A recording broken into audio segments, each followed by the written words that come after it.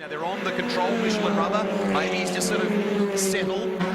It's a spinner down at the hairpin. I just saw a quick glimpse from the far away shots, and I think that's Mostert. It was. I saw it at the corner of my eye, and it is Chaz Mostert. So he's had a spin out of third position. So it drops him back to seventh position. In car with the Bostik Audi. And it's contact. You can see the car like a shark coming down the inside. Took a bite out of the Bostik Audi. Wow. So that's Hanson's Alpha, isn't it? The other one of race 2 of Super Cheap Auto TCR Australia. We've got some bodywork hanging off the Moffat car further back in the shot. He's in ninth position. Car off. And cars going everywhere. Caruso and O'Keefe right in front of our commentary position. And heavy contact for the Valvoline car, the second of the Valvoline cars that was running 12. All happening in just the opening lap. Yellow flag being waved at that point. To turn 1 and 2, here's the replay. So look in the background of this shot. So Caruso on the left-hand side and comes across at O'Keefe. They clash, sending the Valvoline car into the wall hard backwards. Looked worse on the second look, didn't it? And I think that bodywork that you alluded to, was that off Moffat's car? Yes. So it's an in-car shot here coming through turn number 7 of Caruso and just coming across it. You can hear him in the in-car communication. So what was a great result in yesterday. Some positions here, hasn't he? So he slides back a little into the clutches of James Moffat there, and even his own teammate from HMO Custom. Moff makes contact with Hanson. He got the wheels on the dirt, which made him struggle to pick the car up, and now there's damage to the back of the 9 of Jay Hanson. I reckon it's got a puncture too, right rear. It looks like it's sitting awkwardly, has it? Or it's actually... To turn in, here's the replay. So the black Renault Megane just getting on the dirt and hard to pull up when you're on that slippery stuff on the outside, and drills the back of Jay Hanson. Hopefully, as he alluded to on the grid, he'll be back for round 2 at Phillip Island. And nice performance from Luke King, Toyota 86 competitor. What's the background? Big crash. I saw that out the window, and it was Jason Barwana who came in really hot and got James Moffat at turn 6.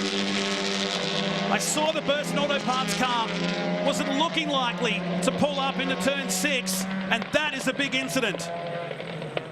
That's a good sign. Barks walking away from his number 17. Looks like you can see Moff moving. Certainly some helmet movement there.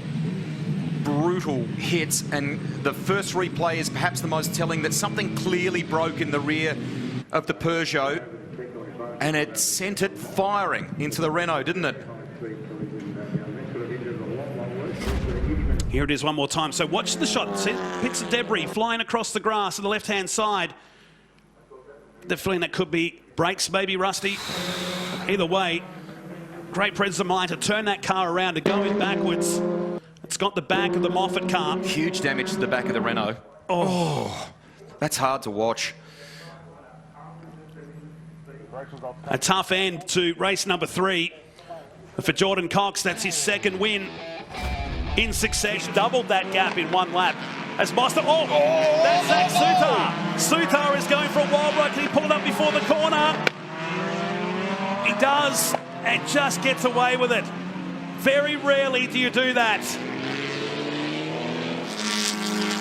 That car's cruising, and there's more going on. This time, it's his teammate, Josh Bucket. He's collected the Michelin sign to finish off what Sutar had done to it on the previous lap. Contact between the cars. Let's look at this here. Oh, just disintegrates it. The luck's going to run out sooner or later down here at the Honda hairpin. It's driving, given how tough it's been today. This is the replay of what we heard of a car going off the track. Is that Josh Buchan?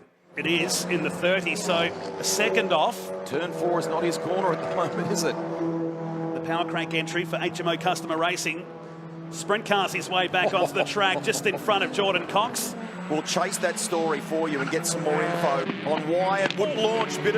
Now, is that Jordan Cox? Now, he was our series leader coming in from Tasmania. Look at the angle on the car, the damage to the... I mean, he was a question mark after Tasmania. Would he or would he stick with us? He said, this is... Now, there you go. There's the replay. was contact with Buck, and I think there's another car involved there as well. Was that Ben Barwana? Could have been, yeah. Luke King has got the lead. Barwana and Cameron on the outside. They're too wide in the rows of two. We've got dirt in the background. King. Our leader is off the track in Southern Loop. I saw the dust come up, and Luke King went through an extensive rebuild in the wake of that crash in Tasmania, performing well at the moment. He will be gutted, Luke King, with that, because he's driven so smartly all weekend, hasn't he? You back in 2019 at Tailem Bend, this is really impressive. This is the off for Zach Suter at MG. Now, this was what we were talking about. Jason Barwana, fastest part of the track, doing corner as tyres are concerned. Mostert running right with him, and so too Jordan Cox. Tony D'Alberto's off. That's turn number one. Two Barguanas still 8th and 9th, and Luke King in 10th spot. We'll take a look at the replay, the Total replay one more time.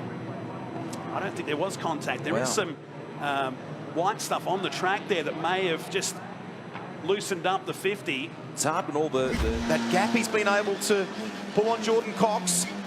Mostert nice and close to Aaron Cameron by the looks of it. Off goes Barwana. Burson Auto Parts entry. Ben Barwana, that's a wild ride. Trying not to worry about that, not to think about that.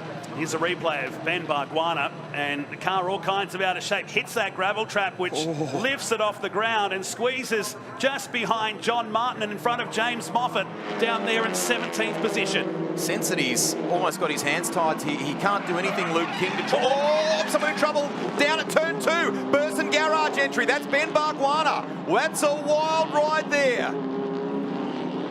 Lots of space. We heard the Michelin tyres screaming for mercy. 360 plus, as in how many times it rotated. Wow. Tony D'Alberto, who gave us our track guide, is going side by side with Caruso through, with Mostert to turn one. There's contact for Hansen here, right in front of the field, and just escapes from being hit.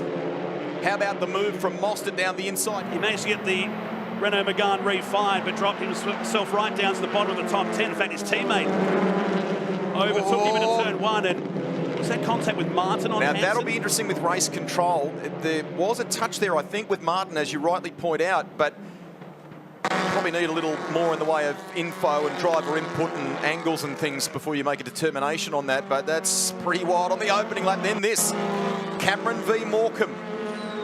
For a moment, because Nathan Morecambe is coming through, and this is Michael Clementi. Oh, that's Barwana. Yeah, how's the hit? So he was trying to restart his Honda Civic and then was clouted by the Burson Auto Parts car. There it is, stalled, and it's already happened by that point. So it'll be right front damage on the Burson Peugeot, race winner at Phillip Island, and out of the race before the start. Those Meganes look fast. Here comes Luke King. Up the inside on the grass. So around goes Aaron Cameron. You could hear the damage in the background as the front hit the wall. Wow. We heard the thud from inside Luke King's car, and now Aaron Cameron pretty much in the spot where Ricky Capo ended up in the S5000 feature race just before. This will be safety car again, won't it? Absolutely. Look at the fluid pouring out the front. What's the old saying that Barwana just said? When it rains, it pours. So here it is. He's been moved over. There was 3 cars there, all overlapping. And in the end, the Valvoline Peugeot helicopters its way down the inside, setting the field scattering, including Lockie Manif and Michael King, who arrived on the scene, and a spinner at the back. Is that Chelsea Angela? Was 9th in the order. Yeah. So here's the Total replay once again. So look, 3 or 4 cars. And Ben Barwana was a little bit slower through the middle of the turn. We saw from King, he was feathering the throttle. Of course, Holdsworth was in that mix as well. And then Cameron, someone had to give. It's one of those classic moments through turn 1. Sent the field scattering. And the reason why the second Hyundai safety car is out on the course here at Sydney Motorsport Park. Just want to put a wrap on that point I was making a moment ago. Jordan Cox to 10th from the back of the grid. Great drive so far. So again, view from Luke King's car. Watch Ben Barwana, 71. So King kind of gets checked up there because he moves, and then there's the contact with Aaron Cameron. It'll be now the question of how that move is viewed in race control. First flying lap and just lost reference where the oil had been spilled from a previous category around there. So Yeah, there was a category before us. They were crashing as well in heaps of different spots, and I'm not too sure. I just saw a heap of sawdust where that pairing can do on Sunday. He's got several years left as a co-driver, no question about it. This is Jordan Cox locking up the fronts and taking the SwiftX Alpha to the outfield here. The long gravel traps down there in the chase. Great new livery for this weekend's event, and keep an eye on this guy. He started from the tail of the field here at Easter and charged his way up into the top 10. And so this is Maneve. This is the reason why the Reds are out and coming in hot down here at turn number 1, and just got the rear of the Volkswagen Golf into the gravel.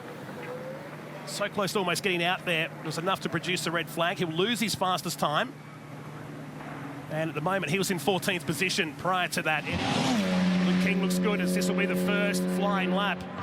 Oh, big lock up into the chase, blown it. What a shame. Let's hope it. Oh, I thought that was going to go then. That was a frightening ride for Luke King into the chase. He's a long way off there in the gravel. It's right out by the Ridges Hotel there. Man, that came in hot, but did you see the air gun underneath the Moutai Audi? Here it is on the replay. So as we saw with Jordan Cox in Q1, coming in red hot. Look at those Michelin tyres, pleading for mercy. Watch this moment here. The car grabs in as it gets to the gravel. I thought that was going to bite and flip then. Wild ride for Luke King in qualifying for TCR here at the mountain, and thankfully it ends okay. I don't know if he's going to be able to get out of there, and if he doesn't, it's going to be 10th position. He was on for the fastest lap initially. That's in the hands of Michael Caruso right now, but he's still building up to qualifying speed. Here it is from high above.